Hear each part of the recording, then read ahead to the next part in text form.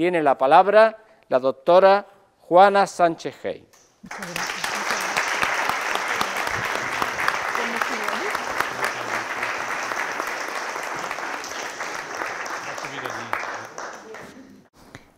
En las últimas jornadas sobre la espiritualidad de Isabel la Católica valoramos una virtud singular en la reina, su confianza en Dios. Solo un alma inocente y educada en la vida ascética vislumbra esta confianza. Solo así se puede y se sabe vivir de la gracia.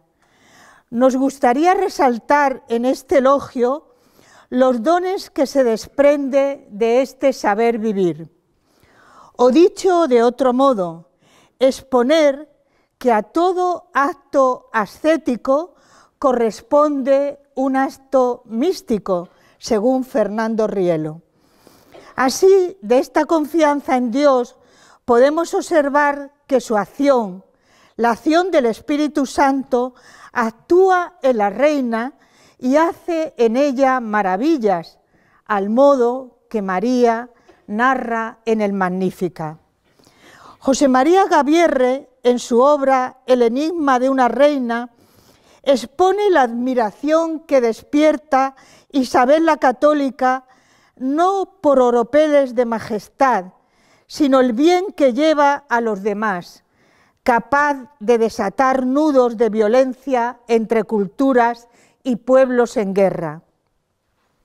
Así dice cuando relata el último reducto nazarí de Baza en Granada. Era el verano de 1489 y don Fernando se encontraba en verdadero apuro ante Cid y Aya, que defendía la ciudad contra viento y marea. La reina Isabel, como solía hacer, se trasladó al campamento en momentos tan graves. El campamento la recibió con alborozo. Los moros desde sus murallas la vieron llegar, tan gentil, tan agraciada. Les arrebató. Jamás habían contemplado el espectáculo de mujer tan atractiva. Ambos bandos pararon las armas. El caudillo Cid y Aya envió mensajeros al rey Fernando. Los moros sitiados deseaban salir de la muralla a tierra de nadie y celebrar, a honor de doña Isabel, un torneo a campo abierto. Don Fernando aceptó complacido. Caballeros musulmanes y sus capitanes ofrecieron una mañana el curioso espectáculo de las justas islámicas ante la reina cristiana, arrebatando la admiración de Isabel y de sus damas. La presencia de la reina, escribe Hernando de Pulgar, produjo un milagro. Un iris de paz que trastornó completamente el ánimo de los moros. Desde aquel instante no se volvió a derramar una gota de sangre ni una lágrima. Cesaron las explosiones de pólvora, acabaron las escaramuzas y desafíos, mitigáronse los rigores de la guerra y sucedió una calma precursora de capitulaciones honrosas. Por ello, porque conocemos que Isabel la Católica despertaba paz y bien en sus contemporáneos, tanto en los momentos más agrios de los conflictos armados, así como en los más dulces, por ejemplo en la cultura, puesto que creó las escuelas palatinas y se rodeó de hombres y también de mujeres cultas, así hoy nos gustaría centrarnos en un debate difícil de consensuar acerca de la expulsión de los judíos, ya que sería uno de los puntos donde podría verse que este difícil equilibrio entre la tarea de gobierno y su vida personal como reina católica pudiera peligrar. Este acontecimiento siempre nos ha preocupado porque se ha llegado a afirmar, aunque no nos consta de documentación alguna, que este hecho histórico resulta contraproducente para la causa de canonización de la reina.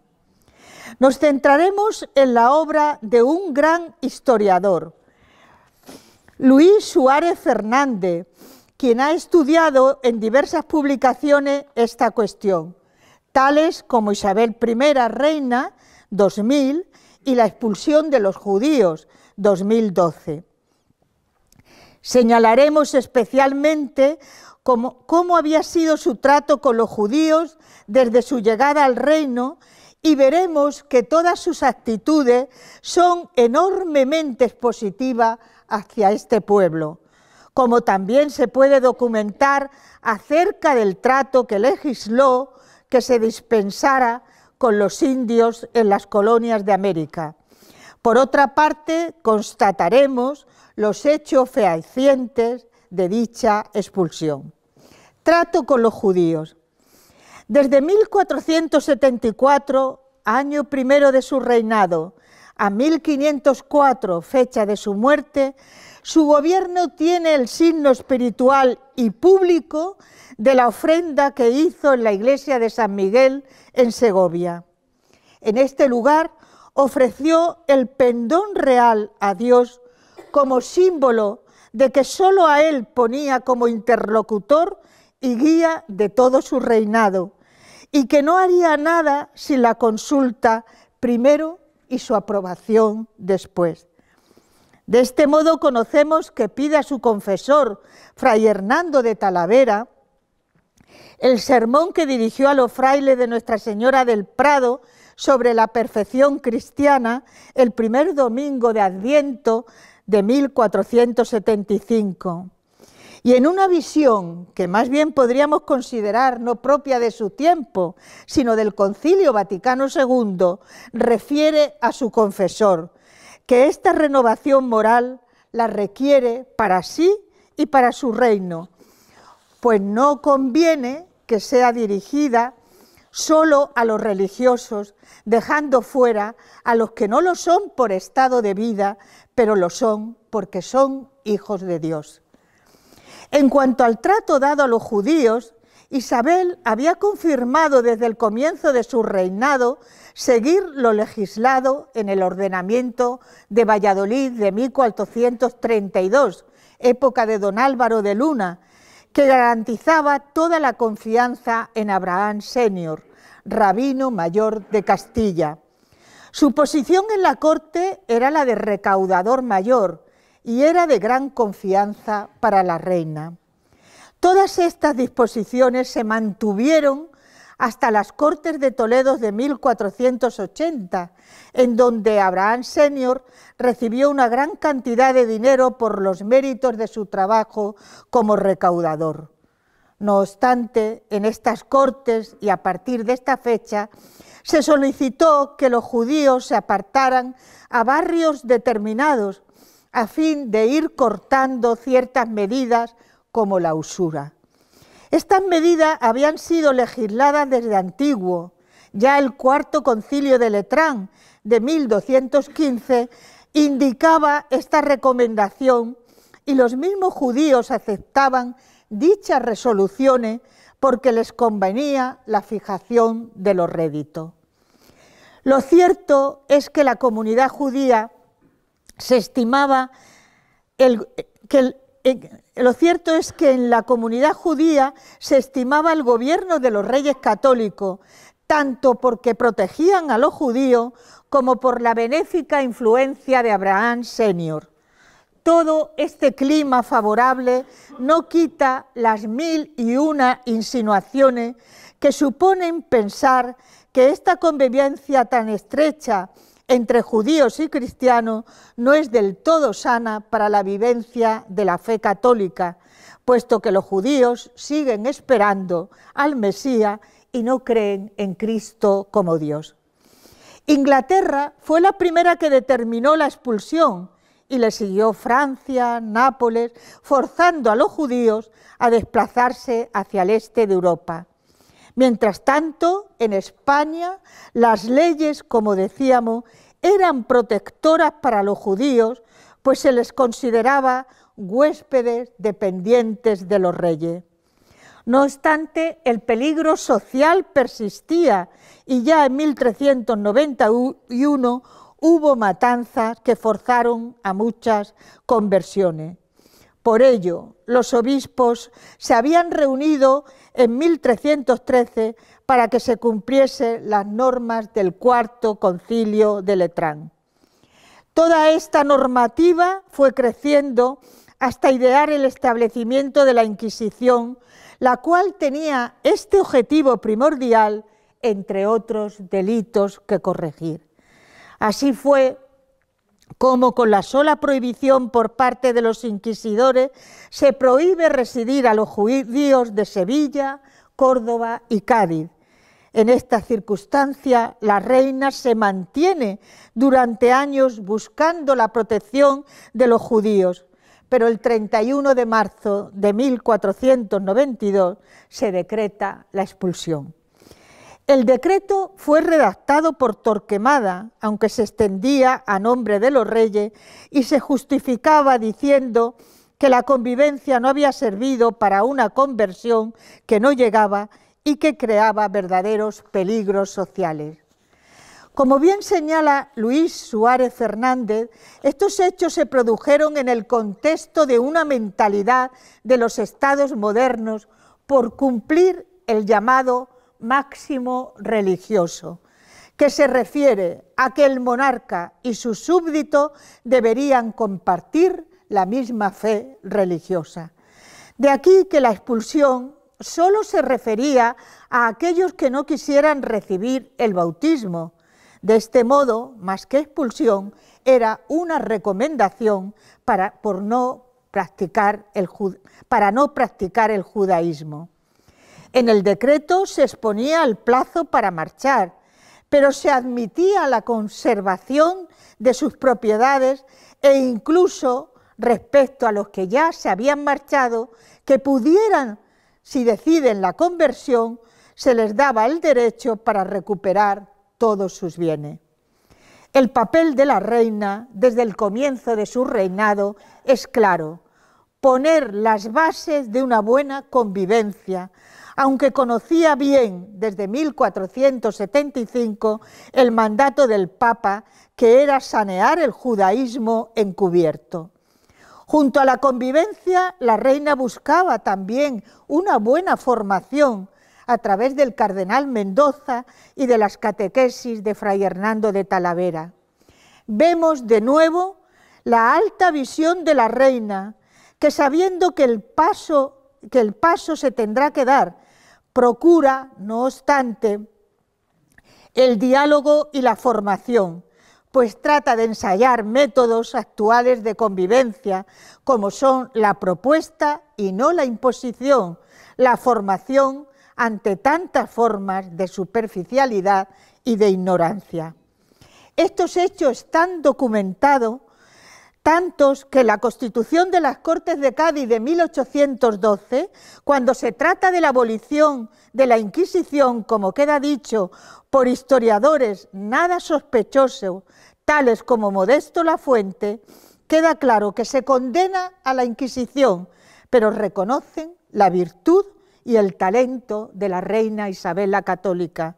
Es más, otros tantos autores del siglo XIX son los primeros que hablan de la mesura, la bondad y la paz de la reina, por lo que merecería, dicen estos mismos autores, ser beatificada y canonizada. Su aversión a las medidas de rigor y su consulta al Consejo, a sus directores espirituales y al Papa ofrecen una línea de gobierno nada individualista y hoy diríamos altamente democrática, pues en ningún momento se deja llevar por el individualismo o la cerrazón, ni por ninguna pasión humana, ya sea la soberbia o el afán de poder, sino que es solo la razón de Estado o el bien común el único móvil de su actuación de gobierno. No busca vencedores ni vencidos, sino un ideal de paz en medio del crisol de culturas y religiones con las que le tocó convivir. Volvamos al comienzo de este elogio, para referirnos ahora a la conquista de Baza de nuevo. De los judíos pasaremos ahora a los maometanos. Vicente Rodríguez Valencia lo narra en su obra como postulador en los artículos 47 y siguiente. Dice así, dice Pulgar su cronista, caso digno de admiración ver la súbdita mutación que en su propósito se vio. Traduzco el castellano antiguo. Y porque fuimos presentes y lo vimos, testificamos que es verdad delante de Dios, que Él lo sabe, y delante de los hombres que lo vieron, que después del día que esta reina entró en el real, pareció que todos los rigores de las peleas, todos los espíritus crueles, todas las intenciones enemigas y contrarias, cansaron, cesaron, y pareció que amansaron. De tal manera que los tiros de espingarda y bayetas y de todo género de artillería que solo una hora no cesaban de tirarse de la una parte a la otra, donde en adelante no se vio ni se oyó, ni se tomaron armas para salir a las peleas que todos los días antepasados hasta aquel día se acostumbraban a tomar. Había comenzado la negociación entre el sitiado y el sitiador. Entre tanto se negociaba, los soldados de los dos ejércitos, el cristiano y el musulmán, se mezclaban en el campo amistosamente. Era imposible distinguir desde las colinas cuáles eran los amigos y cuáles los enemigos. El 5 de diciembre entramos nosotros en Baza, plantando en ella la enseña de la cruz. También por pacto se le entregaron Almería y Guadix. La guerra estaba prácticamente terminada, hasta tal punto que los prudentes monarcas señalaban ya casi el día en que habían de estar a punto las fuerzas y caballeros que habían de hacer la entrada solemne en Granada. Artículo 48. El caudillo de Baza y su hijo convertidos al cristianismo y bautizados. Hablamos de conversiones sinceras y probadas por hechos y documentos posteriores. Este hecho sobrenatural de las conversiones que acompaña al gesto de la reina en Baza rodea ya claramente a los hechos de Baza de un clima de sobrenaturalismo. Se hace cristiano el caudillo Yahya al-Nayyar, también su hijo, otros familiares y otros musulmanes. Yahya al-Nayyar, cuñado del zagal, fue quien entregó a los reyes la ciudad de Baza y facilitó la rendición de Almería y Guadix. Se bautizó con el nombre de don Pedro de Granada, su hijo con el de Alonso de Granada. Este último casó más tarde con doña María de Mendoza, dama de la reina, y fueron los primeros marqueses de Corbera. Actualmente el Papa Francisco ha decretado que la canonización incide especialmente en la vida de virtud, incluso más que la aprobación de un milagro. Hemos querido traer a nuestra memoria hechos de la vida de la reina en los que aflora su deseo inconmensurable de expandir el bien, transmitir a los demás, creyentes o no creyentes, la verdad, ofrecer su amor manifestado en el afán de paciencia, acogida, comprensión y tolerancia confiada, por encima de cualquier cerrazón, pues esta última no lleva nunca ni a la virtud ni al encuentro con el prójimo.